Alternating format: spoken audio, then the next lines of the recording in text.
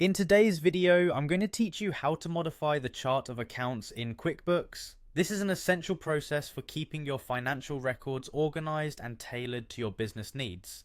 By the end of this guide, you'll be comfortable navigating your chart of accounts to add new accounts where necessary. Let's get started. First, you'll want to log into QuickBooks Online. Begin by clicking on the Sign In button located at the top right corner of the QuickBooks homepage. Once you've clicked, choose QuickBooks Online from the available options. This will direct you to the login page. Next, enter your credentials. Make sure you type in your username and password accurately, and then click Continue. With that, you'll gain access to your QuickBooks dashboard. Now that you're logged in, look for the Transactions tab on the left-hand menu.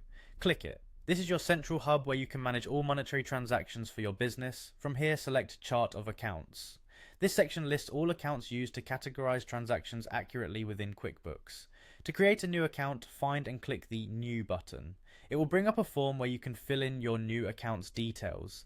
Start by adding the account name. Make sure this name is descriptive enough so you immediately understand the account's purpose. This surely helps in avoiding confusion later. Moving on, define the account type.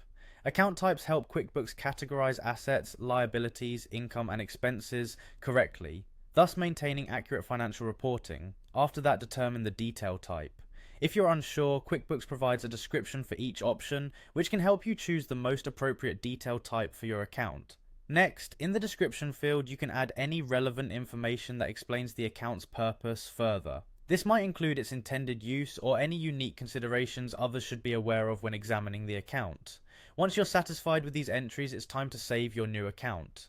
Simply hit the Save button to add it to your chart of accounts. This ensures it's securely stored and immediately ready for use in your financial management. Congratulations! You've successfully added a new account to your QuickBooks chart of accounts.